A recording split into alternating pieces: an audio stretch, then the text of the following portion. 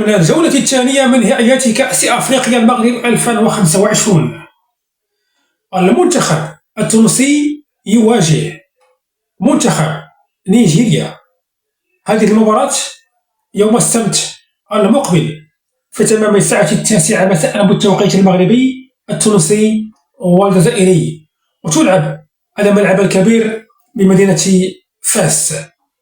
هذه المباراة يمكنكم متابعتها عبر قناة بي سبورت ماكس، عبر الرياضي المغربي TNT، وعبر مجموعة من القنوات البث الأرضي على المستوى العالمي.